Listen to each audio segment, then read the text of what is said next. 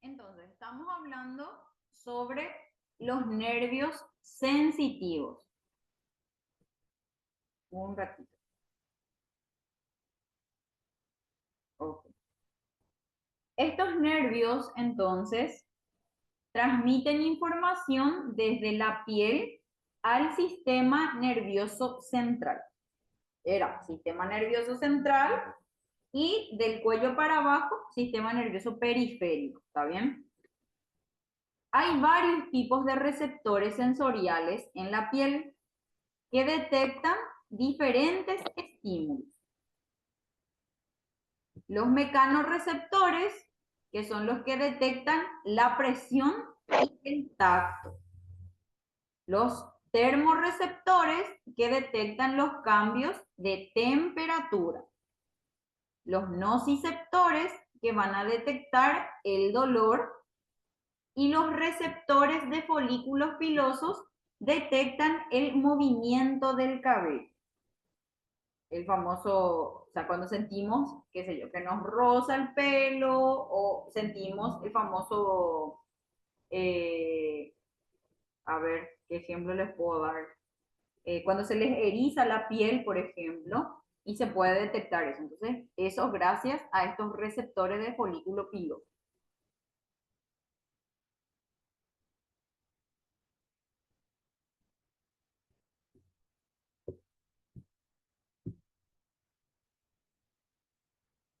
Ok, los nervios, un ratito porque me aparece algo acá y no puedo sacar.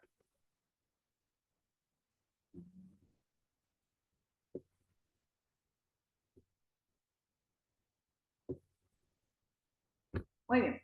Los nervios motores o los nervios eferentes, estos nervios llevan señales desde el sistema nervioso central a la piel. Entonces, aferente era lo que de la parte periférica sube envía la información o la señal al sistema nervioso central. Y los nervios motores son los que responden a esa información o a esa señal anterior, ¿verdad? Entonces, envían señales desde el sistema nervioso central a la piel, responden. Principalmente para controlar las glándulas sudoríparas y los músculos erectores del pelo. O sea que el famoso piel de gallina, ¿verdad? Entonces, eso va a ir controlando estos nervios motores, los nervios que están prácticamente a nivel muscular. Los nervios autónomos, error de tipeo acá, controlan las funciones involuntarias como la sudoración y la regulación del flujo sanguíneo en la piel. Están divididos en dos, en simpático y en parasimpático. Los nervios autónomos simpáticos son involucrados en la respuesta de lucha o huida. La regulación, regulan la vasoconstricción y la sudoración en este caso. Los parasimpáticos, aunque su influencia directa en la piel es menor, contribuyen a la regulación general del cuerpo, de todas las actividades del cuerpo en sí. Muy bien. Y ahora sí, la distribución de la inervación cutánea.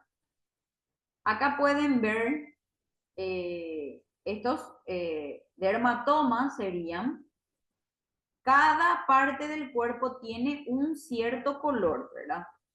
Entonces, de acá, en teoría, vienen estos dermatomas de la red espinal que tenemos en la columna, hablando malito, del cerebro, baja la médula a través de, por medio o en medio de la columna en este caso, y ahí empieza a ramificarse esos nervios espinales para darle justamente inervación o vida al tejido del cuerpo, partiendo desde la cabeza o de la zona del cuello hasta la punta de los pies, es la inervación en este caso.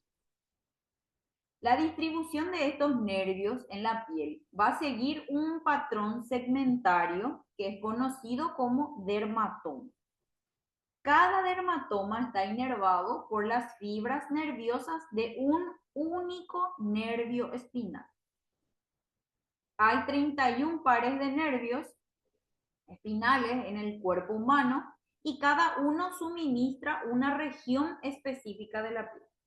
Por ejemplo, en la zona de la cervical encontramos a estos nervios que van a ir irradiando a toda la parte o a gran parte del miembro superior, que sería en este caso el brazo, ¿verdad? Acá tienen bien dividido o bien graficado la zona en la que va a inervar y de dónde proviene ese nervio, ¿verdad? En este caso proviene de la zona cervical, de los nervios cervicales, o de la espina cervical en este caso, y va a ir irradiando a toda esta zona. ¿Qué quiere decir eso? Que si yo tengo una lesión a nivel cervical, y por A o B motivo el nervio, por ejemplo, muere o se adormece, yo no voy a tener sensibilidad entonces en toda esta parte de mi brazo e incluso en la palma de mi mano. Pero no así, no me va a afectar en la zona abdominal, por ejemplo. ¿Por qué? Porque esta zona está inervada por otro nervio. ¿Se entiende la diferencia? Sí, profe. Ok. Otro ejemplo. Conocemos casos o en alguna ocasión habremos visto en la tele, por ejemplo, la novela famoso, que se cayó de por las escaleras, quilombo luego, y se lastimó esta zona, la zona lumbar, ¿verdad? Entonces, ¿qué pasa en la zona lumbar? Muere el nervio, ponele, muere, se adormece, por decirlo de un modo más lindo, y perdemos sensibilidad entonces en la pierna. ¿Por qué? Porque este nervio, estos dos nervios en esta zona, me están irradiando o me están dando vida a esta parte de la pierna en una vista posterior y todo esto en una vista anterior. Entonces, a raíz de eso, si afecta a la parte del nervio motor, la parte muscular, evidentemente ahí hay una paraplegia, no va a poder caminar la persona. Si es a modo sensitivo, entonces puede que mueva, pero no va a gobernarle, tampoco no va a tener un cierto control sobre ese miembro, porque es a nivel sensitivo la afección. Mismo, los pacientes que sufren, por ejemplo, ACV, un accidente cerebrovascular, y se lesionan en alguna partecita, una red nerviosa a nivel cerebro, ¿verdad? En nuestro sistema central, ¿verdad? Y justamente me afecta en esta zona. Porque todo al fin y al cabo se va a ir conectando, ¿verdad? Entonces, puede que en esta zona, o sea, a nivel cervical, a nivel sistema nervioso central se vea afectado, entonces puede que me afecte en mi cuerpo o me afecte solamente en ciertas zonas, ¿verdad? Por eso es que usualmente los pacientes que sufrieron ACV, por ejemplo, a ver, tienen movilidad, pero no tienen sensibilidad. ¿Qué quiere decir eso? Puede agarrar un objeto, pero se le cae porque no siente, ¿verdad? Como no sentía que tenía algo en la mano, se le cayó, ¿verdad? Soltó y se le cayó. Entonces, Yo, por ejemplo, profe, sí, tengo un tío que hace muchos años sufrió un accidente con el rollo de madera, se le cayó encima. ya, Y él, por ejemplo, en la parte del sacro vendría a ser porque su el control de esfínteres, con ese problema se quedó. y Usa acá, pañal porque él no puede manejar para irse de cuerpo, para ir al baño. justamente. Entonces, esta zona es la que afectó a nivel, en una vista anterior, se puede observar que afecta justamente esta zona, la zona de los genitales prácticamente. Y sabemos que evidentemente en esa zona parte el sistema urinario también. Acá atrás, por ejemplo, afecta esta zona también, entonces. Puede que pierda también cierta sensibilidad en esa parte de la piel, de la pierna, entonces. Sí, él camina, por ejemplo, pero así cojeando, o sea que se mueve él solo, pero no bien, no normal. No gobierna. No. Hay otros casos también, por ejemplo, cuando hay una hernia de disco, una avulsión del disco vertebral, evidentemente a nivel de la columna, la vértebra, y comprime cierta parte del nervio. Por ejemplo, a ver, ¿dónde está mi L2? Acá. En teoría, tiene que afectar esta zona más o menos, entre L1 y L2, por acá. Pero el paciente pierde sensibilidad en esta zona de la pierna y una partecita y en la zona del empeine del pie. Entonces, por eso es que usualmente cuando tenemos el famoso lumbago, como dice la gente, o tenemos hernia, tendemos a tener esa parestesia o ese yehui en cierta partecita de los pies o en esta zona del pie o en esta zona de la pierna. ¿Verdad? Siempre se afecta más eh, esta partecita, L3, L4 o L4, L5, en la zona lumbar. Siempre hay más avulsión de disco en esa zona. O sea, a raíz de eso es que pierde, por ejemplo, sensibilidad o siente esos hormigueos en esta parte de la pierna. Hay ocasiones en las que a nosotros, por ejemplo, en fisio, o sea, en consultorio de fisioterapia, nos llegan pacientes que refiere dolor y refieren molestias en la pierna. Pero había sido, el problema estaba en la columna lumbar, por ejemplo. Qué sé yo, si uno no, como profesional no le explica de repente al paciente esta cuestión, el paciente te va a cuestionar. ¿Y por qué me haces ahí? ¿Por qué me haces en mi espalda baja si a mí mi pierna es lo que me duele? ¿Verdad? Y porque tiene razón. Pero cuando nosotros vamos a tratar una situación, tenemos que tratar el problema, la causa del problema, no las secuelas de esa causa o las consecuencias de esa situación. Muy bien. Esto a modo de a grandes rasgos para que vayan dimensionando lo que son los dermatomas. Ok. La función o las funciones de la inervación cutánea. Tenemos percepción sensorial, que es un ratito, okay, ya me aseguré la espalda. Percepción sensorial, entonces, la inervación sensitiva permite la percepción de estímulos táctiles, como dolorosos y térmicos también. Van a ir proporcionando información vital para la protección y la interacción con el entorno. ¿Qué quiere decir eso? Una persona sana, una persona activa, evidentemente va a percibir, a ver, estamos cerca de una fogata, por ejemplo. Te acercaste demasiado ya a la fogata. Primero que nada vas a sentir la percepción térmica, ¿verdad? Está caliente. Te acercaste un poquito más y ya vas a sentir o vas a tener una percepción dolorosa, ¿verdad? Porque al tocar te vas a quemar, ¿verdad? Y sentiste eso gracias, evidentemente, a los estímulos táctiles, ¿verdad? ¿Qué pasa en ese caso? A modo de un efecto o una reacción protectora, lo primero que hacemos cuando algo nos, o sea, inconscientemente, sabemos que algo nos va a lastimar, esos sensores o esas percepciones sensoriales es lo que a nosotros nos ayuda a protegernos de algún daño.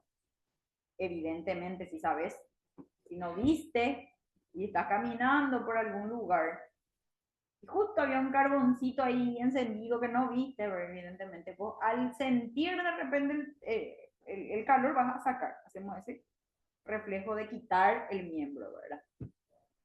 Muy bien. Otra cuestión. A ver. Lo que siempre ocurre, ¿verdad? En nuestro país, los cambios de climas locos, ¿verdad? Salimos, dentro de la casa está calentito, salimos afuera y a veces hacía mucho frío, lógicamente. Percibimos, gracias a esos estímulos táctiles, sensores táctiles que tenemos en la piel, percibimos la temperatura. Hace frío. Entonces, ¿qué hacemos? Evidentemente nos abrigamos para poder salir. Es una cierta interacción con nuestro entorno, con nuestro ambiente en ese caso.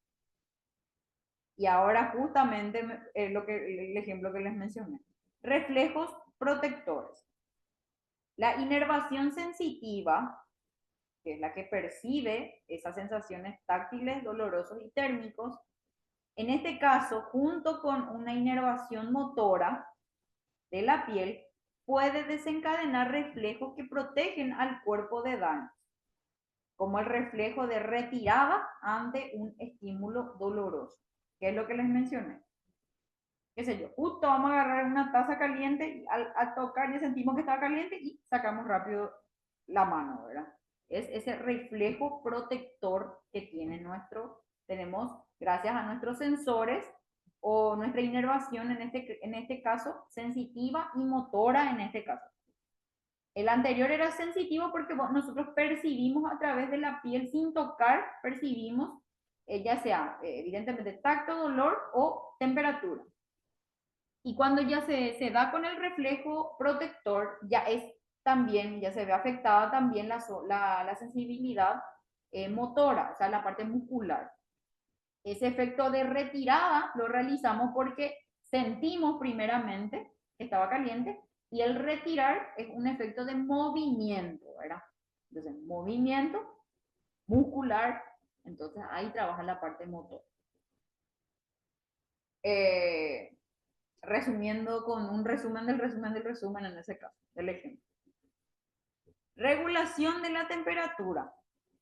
Los nervios autónomos, tenía que ser, regulan la sudoración y el flujo sanguíneo cutáneo, ayudando a mantener la homeostasis térmica.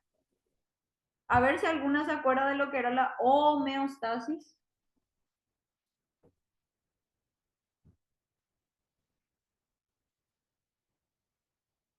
¿Nadie? Toditas fueron mis alumnas de fisiología. Creo. Martita, ¿ustedes fueron mis alumnas de fisiología? No, ustedes no. Jaramillo.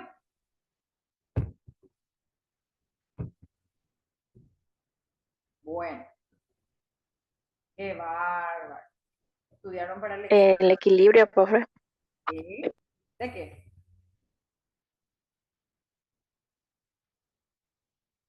Yo también, profe, de que algo de equilibrio. Entre todo el sistema. No sabría explicar. El equilibrio entre todo el sistema.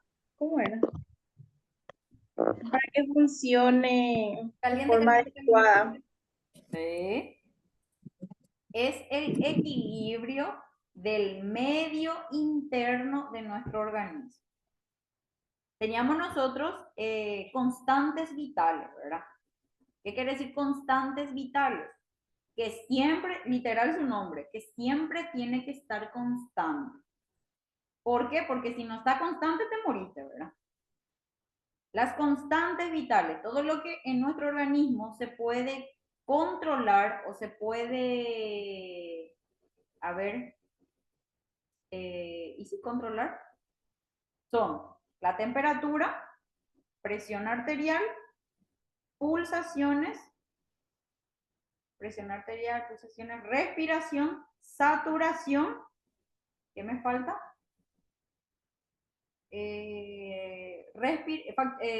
Frecuencia respiratoria y también las heces y la micción, ¿verdad? Incluye también. Entonces, nosotros tenemos que saber que cuando esas constantes vitales están todas en su valor normal, porque evidentemente sabemos, por ejemplo, el famoso presión arterial 12-8, 120-80. Ese es lo normal en una presión arterial, ¿verdad? La homeostasis sería ese equilibrio, el equilibrio de esas constantes vitales. A ciencia cierta, así muy, muy cierta, nadie tiene la homeostasis literal en el organismo. Tiene que estar regulado, tiene que estar todas las constantes vitales tienen que estar normales para que una persona esté con una homeostasis controlada. Frecuencia respiratoria normal, pulsaciones normales, saturación normal, frecuencia cardíaca normal, presión arterial normal, temperatura corporal normal, cantidad de frecuencia de defecación normal y micciones normales. ¿Qué pasa? Una de esas se altera y ya se alteró todito y ya todo nos pesa. Está dando alusión de que hay algo anormal en nuestro cuerpo. Algo está pasando, por eso esa constante vital no está normal. E incluso, para hacerlo más extremista, la cantidad de veces que nos vamos al baño también puede determinar una patología en nuestro cuerpo. No es normal que una persona no se vaya de cuerpo, por ejemplo, 2, 3 días no se está yendo de cuerpo. Entonces, algo está pasando. Y eso es lo que se determina gracias a la homeostasis. Gracias a eso nosotros podemos saber si estamos enfermos o estamos sanos. Hablando mal y pronto. Regulación, a ver, de la temperatura fue esa, ¿verdad? Entonces, gracias a la homeostasis, regulando la temperatura también podemos mantener una homeostasis térmica, ¿verdad? La temperatura corporal en ese caso. Interacción emocional. La inervación cutánea también juega un papel en la percepción emocional y social, ya que el contacto físico puede influir en el bienestar psicológico. Justamente estuve leyendo en estos días, mencionaba que una persona puede llegar a sentirse en calma o protegido o seguro cuando se le abraza. Pero también menciona que 5 segundos a ver, ¿cómo les puedo explicar para que no suene tan feo? Qué sé yo, cuando un beso con tu pareja dura 5 segundos, eso equivale a muchos más abrazos. La relajación se da mucho más que cuando una persona te abraza. Ahí es. Pero evidentemente no va a ser cualquier persona también.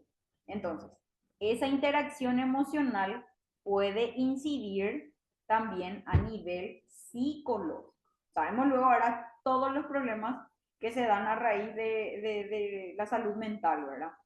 Mismo el estrés. Una sobrecarga de estrés, o una sobrecarga del cuerpo incluso, no es que el estrés es algo psicológico, no. Puede ser algo mental, pero altera a nivel físico. Y esta es una de las situaciones que justamente nos dan asertividad con esa hipótesis, por decirlo así. Así que abracen mucho. Problemas asociados con la inervación. ¿Qué pasa cuando no hay una buena inervación? Cuando el nervio no está trabajando bien, ¿verdad?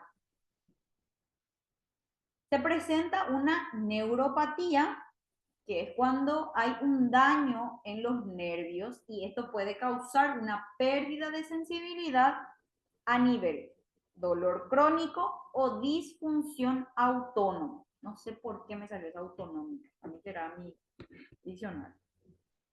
Acá podemos ver, por ejemplo, una neurona y con sus dendritas, ¿verdad? Esta vaina, en teoría, es una vaina normal. Y aquí las vainas están dañadas. No se ve igual que en esta imagen, ¿verdad? Entonces, Esto provoca un daño a nivel del nervio, perdón, nervio sería esto, neuronas le dije. Que cuando se va afectando, entonces el nervio puede ir alterando la sensibilidad o incluso se presenta un dolor crónico, un dolor que nunca desaparece, que siempre está ahí la molestia, o una disfunción autónoma. Por ejemplo, el famoso dolor diferido, ¿verdad? No sabes en dónde mismo lo que te duele. Puede ocurrir. Entonces, eso a raíz, esta situación en una neuropatía, evidentemente. La neuropatía es el problema. Se puede perder inervación también, o alterar la inervación a raíz de una anestesia también. En este caso es algo premeditado, evidentemente, para alguna situación, para realizar algún procedimiento, evidentemente. Hay una pérdida de sensibilidad en un área específica de la piel. Y acá les detallo los tipos de anestesias que se vuelve a dar también, ¿verdad? Una anestesia general que se da, evidentemente, su nombre ya lo dice todo, en todo el cuerpo. Se anestesia completamente a todo el cuerpo. Eso evidentemente en ciertas intervenciones ya quirúrgicas, qué sé yo. Entonces, ¿qué pasa acá? Se adormece el nervio en general. Ni tu dedito chiquitito no vas a sentir ahí, ¿verdad? Anestesia local, que es cuando adormece el nervio en una zona específica. Por ejemplo, cuando, qué sé yo, cuando se van a hacer tatuajes o perforaciones o su microblading y cosas así. Espinal, la anestesia espinal en este caso, es la que afecta a una determinada parte del cuerpo, ¿verdad? La mitad del ombligo para abajo o la zona del pecho para abajo cuando es la epidural. En ciertas intervenciones se realiza, por ejemplo, este tipo de anestesia y cuando una mujer, por ejemplo, va a dar o sea, va a tener su bebé a través de un parto cesárea, usualmente se le realiza la epidural en este caso. No siempre, pero en algunos casos. Entonces, la epidural se te adormece desde el pecho para abajo, no se siente nada, pero los brazos sí. Y aquí en la espinal, del ombligo para abajo sería la anestesia. Y aquí un bloqueo de nervio. Por ejemplo, cuando van a realizar alguna intervención a nivel ya más específico de una parte del cuerpo, por ejemplo, qué sé yo, tuvo una fractura en la muñeca, por ejemplo, y el cirujano o el traumatólogo opta por solamente un bloqueo de nervio para no hacerle una anestesia general, por ejemplo. Muy bien. Y por último, la hiperalgesia o alodinia. En este caso, esto se daría por un aumento de la sensibilidad al dolor y percepción dolorosa de estímulos normalmente no dolorosos respectivamente. Y acá les voy a explicar algo antes de explicar esa cuestión. Ok. Aquí tenemos nuestro umbral. Siempre yo les mencioné en la práctica que depende, en cuanto a aparatología, por ejemplo, qué sé yo, electroestimulación. Le queremos colocar, qué sé yo, la electroestimulación para favorecer el fortalecimiento muscular abdominal, por ejemplo. Nosotros vamos a programar el equipo, evidentemente, y la intensidad que vamos a ir alzando va a depender del umbral de tolerancia o el umbral del dolor que pueda tener la paciente, ¿verdad? Siempre mencioné eso. ¿Qué es lo que era umbral del dolor? es la percepción o el límite de dolor o el determinante de dolor que nosotros podamos tener, ¿verdad? Algunos tienen más alto su umbral, otros tienen más bajo el umbral. Puede ser normal también, no precisamente que sea por algo patológico. Hay personas que son más, hay otras que son menos, ¿verdad? Tienen más tolerancia. Este sería un umbral del dolor, en teoría, normal, ¿verdad? El estímulo sería de arriba para abajo, ¿verdad? Esta línea entrecortada sería mi umbral del dolor. En base a un estímulo, por ejemplo, una caricia, yo ya siento la caricia en la piel, ¿verdad? En teoría, la caricia no duele, se siente, pero no duele, ¿verdad? Entonces, esto está bien, no pasa nada. Pero si yo me golpeo, entonces rebasa esa intensidad, rebasa mi línea de umbral del dolor. Me golpeé fuerte, ¿verdad? Entonces, sentí dolor. Ok. ¿Se entiende esta parte? Sí, profe. Ok. Entonces, el umbral del dolor es el que determina también el tacto y la sensibilidad. Si alguien me acaricia, yo siento que me acarició, no sentí dolor, pero sentí que me acarició. Pero si yo me golpeo, ahí sí, supera mi umbral del dolor y ahí sentí, a raíz de eso fue que yo sentí dolor. Con la caricia no rebasó mi umbral, entonces por eso yo sentí la caricia, pero no sentí dolor, no me dolió esa caricia. Cuando hablamos de hiperalgesia o alodinia, estamos hablando de un efecto alterado.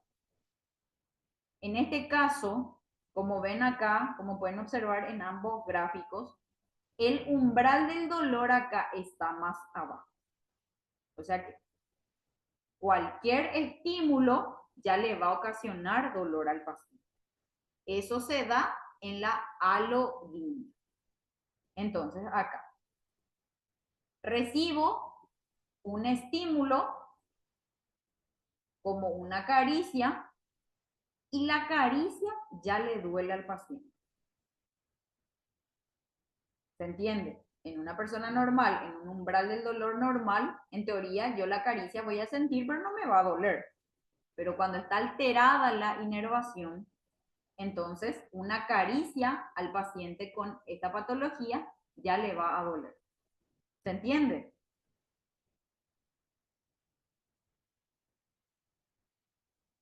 En esa inervación entonces se altera el umbral del dolor. Nos altera la sensibilidad propiamente. Es el umbral el que va a ser afectado y ocasiona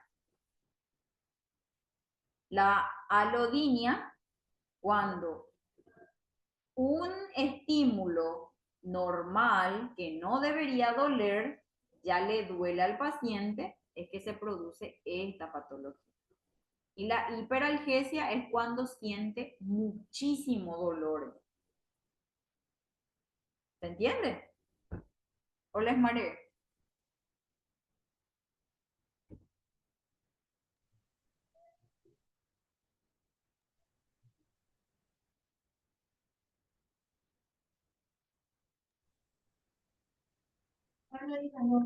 ¿Sí? Hablen ahora, callen para siempre. Sí, profe. Bueno, no les digo que me expliquen porque no sé, no estoy seguro.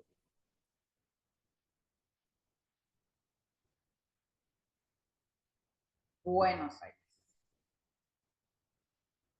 Eh, a ver, a ver. Pueden ir completando. Ah, tengo que enviarles para que completen. Un ratito.